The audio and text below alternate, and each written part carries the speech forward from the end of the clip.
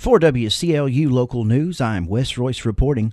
Following up Tuesday's Barren Fiscal Court meeting where, according to Glasgow Daily Times reporter Melinda Overstreet, the court voted not to pay the bill from the ambulance service for what would be the difference in what the ambulance taxing board is willing to pay, and which is only services attributable to Barren County, and the difference between that and what the 60-20-20 deficit split says is required by Barren County to pay. Ambulance Director Charlie O'Neill explained to the fiscal court that it is the taxing district's board's policy to only pay for what a shared cost formula indicates is directly attributable to Barren County. The taxing board is able to know these figures because Director O'Neill directed the CFO of the corporation to maintain those records. Although the Barren Metcalfe EMS Board of Directors approved that accounting methodology previously, the board repealed it 1 month later. The Barren Metcalfe Ambulance Services Board of Directors met yesterday. Director O'Neill spoke with WCLU prior to the meeting about an agenda item whereby O'Neill would recommend to the board they move forward with adopting a shared cost formula. I have recommended to the board that they adopt the philosophy that we have put in place to develop a cost accounting system for the Ambulance Service Corporation. That cost accounting methodology will enable us to appropriately assess to each county the realistic cost of what it entails to do business in their county. The current formula doesn't accurately account for the actual amount of doing business within Barren County. Right now, Barren County is to pay and receive 60% of revenues and expenses, Metcalfe County 20%, and T.J. Sampson Hospital 20%. It is possible that Barren County taxpayers are footing the bill for Metcalfe County residents. The system that we presently have in place doesn't do that. It allocates the cost on a percentage basis, numbers that were derived a long time ago and not based on what the actual cost of doing business in each of those counties were.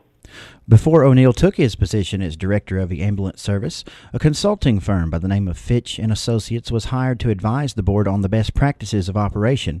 O'Neill says the consulting firm agrees with his proposed shared cost formula. The system that we presently have in place doesn't do that. They have reviewed that for us and have concurred that the methodology we've put in place is factual and seems to be a logical way to divide shared costs like administrative expenses and other corporate expenses among the different entities.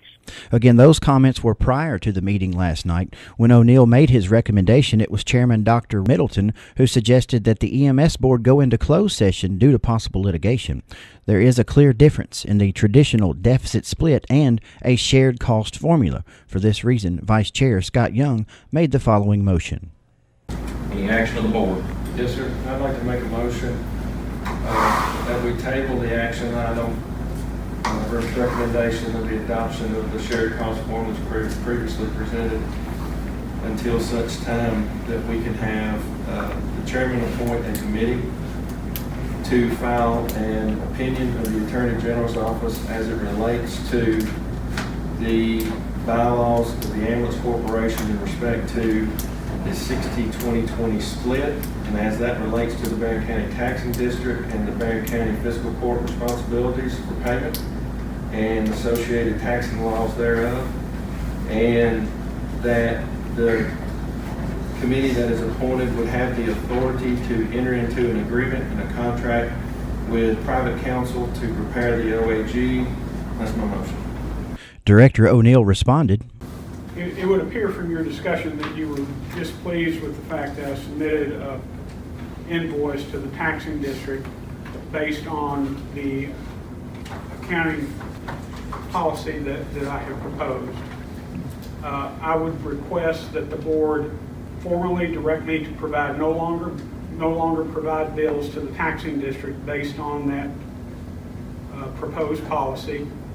And I would also ask that the board give me direction on whether or not to refund the previous month's payment to the taxing board based on that policy.